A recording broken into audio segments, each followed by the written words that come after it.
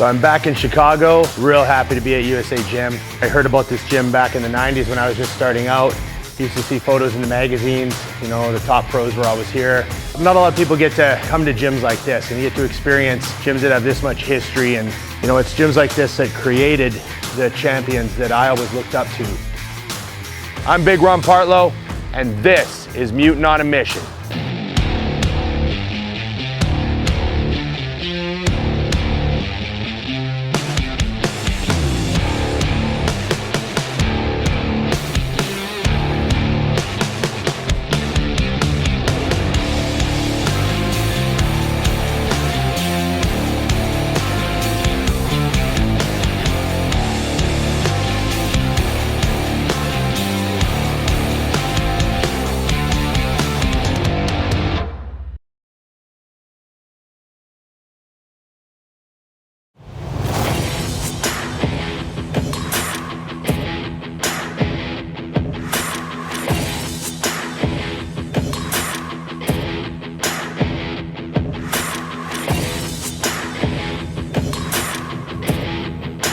Chuck, how's it going, man? Good. How you doing? Good to meet you finally. Nice to meet you. You bet, man. USA Gym. Living the dream. Living the dream. Yeah, yeah. Hanging out with the dogs I see. Oh, yeah. A gym with dogs.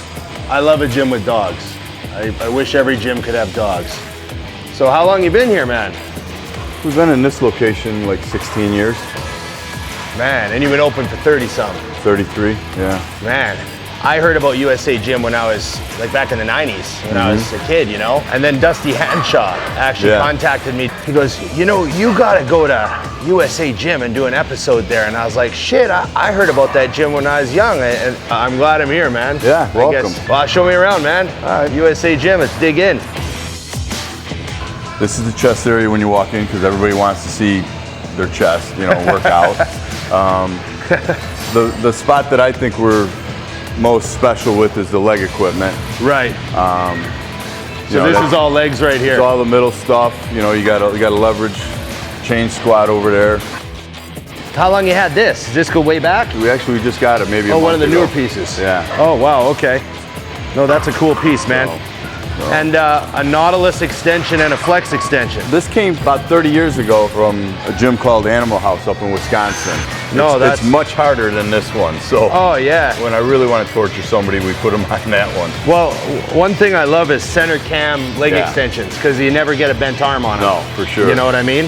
And there's just not many companies that make them at all anymore. So. Well, and then you got to hope that the cable doesn't break either. Yeah, I guess, chain-driven stuff. This is probably one of the only ones in existence right now. We had to call the company. Somebody was banging on it and the shaft cracked, broke the gearbox on it, because it's run on a shaft that it's electric. So it lifts it up for you, so that first rep is easy. Oh, so it's an electric leg press. Yeah, horizontal leg press. I thought it would be back together by now, but hopefully by the weekend. One of the reasons why I never use pin-loaded presses and hacks is because you have to start at the bottom. Right. I didn't even know that there was such thing as an electric drive to start the first rep for you. Yeah, it's awesome. It's so easy on your knees.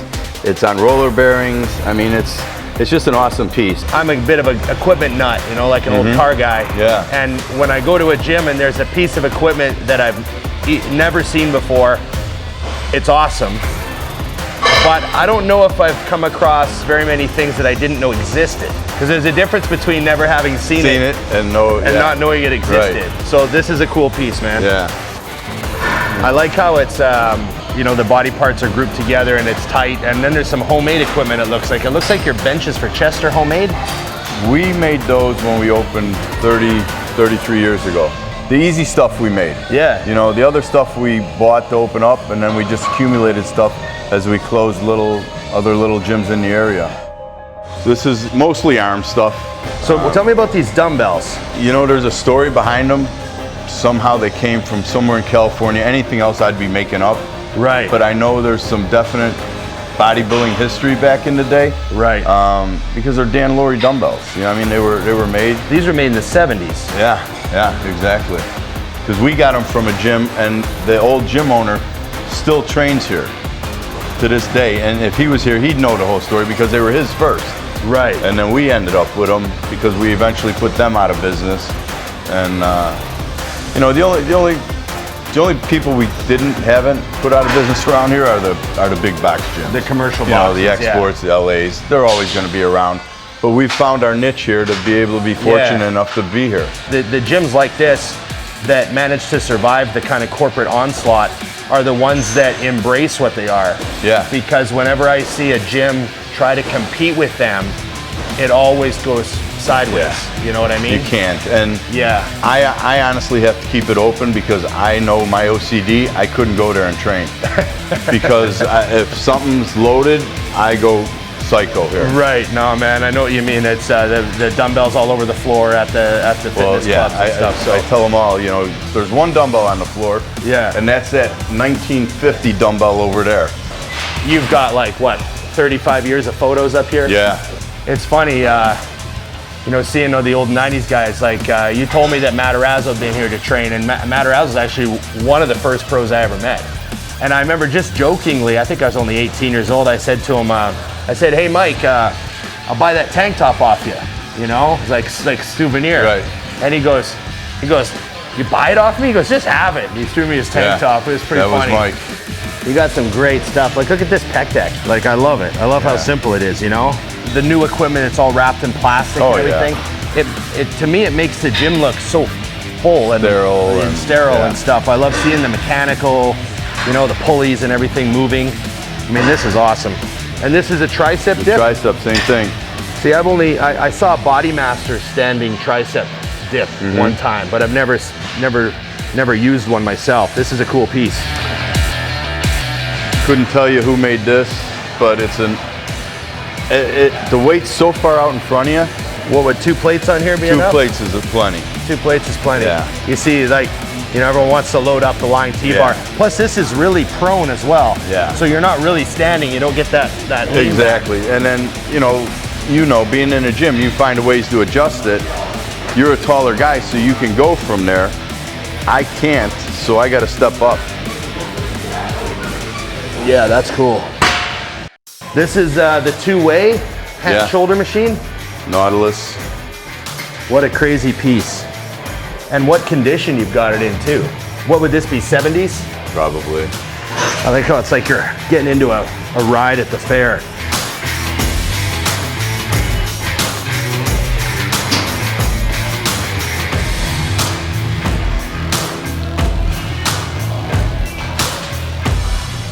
Man, I love the chains.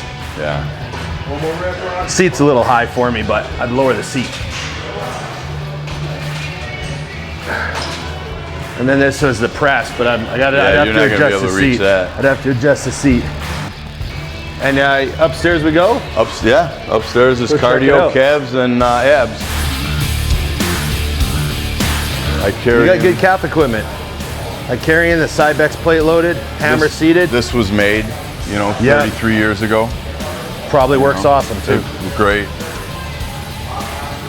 So, okay, I've never seen this before ever. This is a flex leverage lower back. So how would this work? You sit on it and lean back on it. And you plate load it. Plate load it. Oh, that's actually, it's funny, I don't use any of these lower back machines. Right. I just like bend over with weight, right? Yeah. But that's a cool piece. I've never seen that before. I didn't know Flex made it.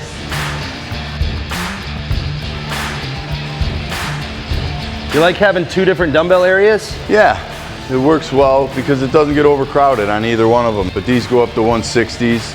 And we bought this from a gym that went out of business. This rack's everything crazy. they made out of this, I don't know what it is, 3.5 inch steel. And it's just a nuclear holocaust that would survive. Oh yeah.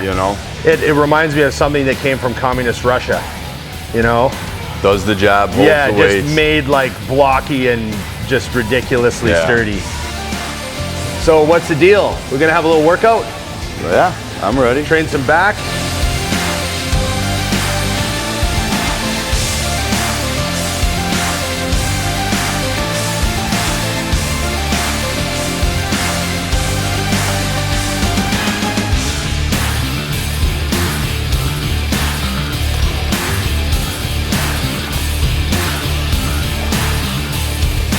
So as far as the workout goes, Chuck said to me on the on the phone. He said, you know, we're not doing any deadlifts. You know, I'm 58. We're not slinging any 200-pound dumbbells around. And I said, don't worry, man. We'll use some of the key pieces of equipment that no one else has. You know, I'm sure you got some unique stuff you can show me. And he sure didn't disappoint. You know, that standing pull down was really humbling. You know, it's just an unusual movement.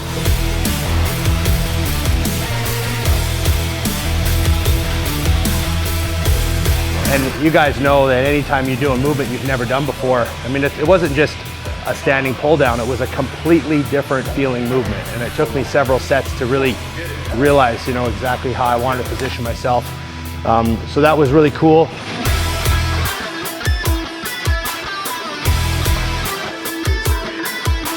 Then using the hammer high row, I never use the high row because my arms are too long, but doing them the way Chuck does them, where we laid in the machine. You know, I've tried grabbing the frame before and it didn't do it for me, but laying down like that, reaching into it, that was a cool movement. I'm gonna do those some more.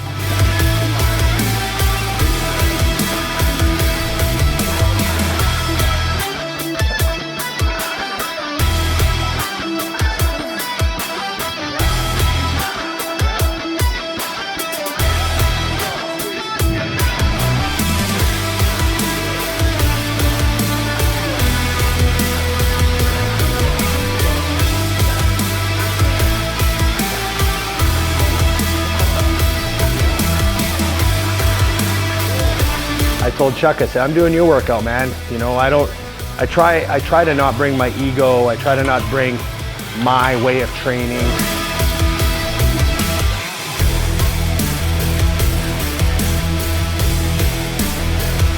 You know, when you come into a gym like this to train with Chuck, I wanted to train with Chuck, you know, and we had a great workout. That lying T-bar was humbling.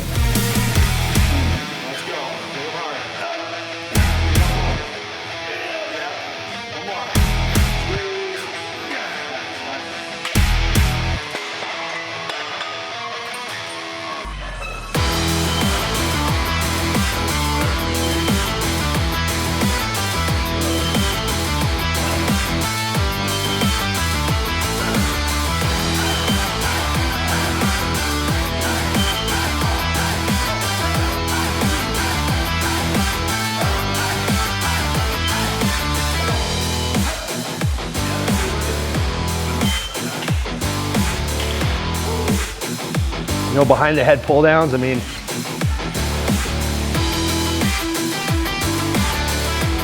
you know, everything we did today was very controlled and real quality. Maybe you guys can learn something from watching us train today.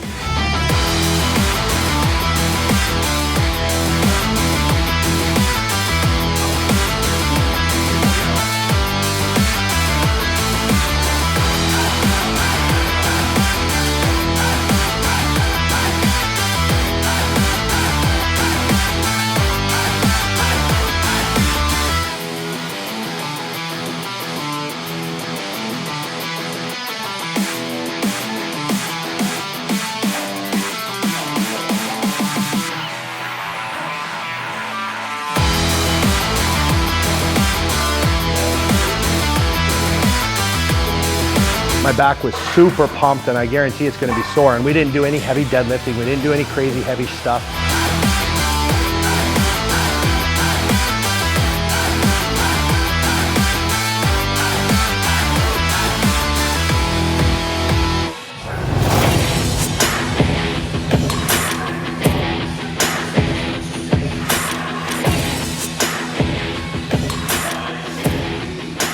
But it was about quality. It was about staying healthy. You know, I'm 43 now, Chuck's 58. So, you know, everything we did today, you know, there's a reason why we did everything. So.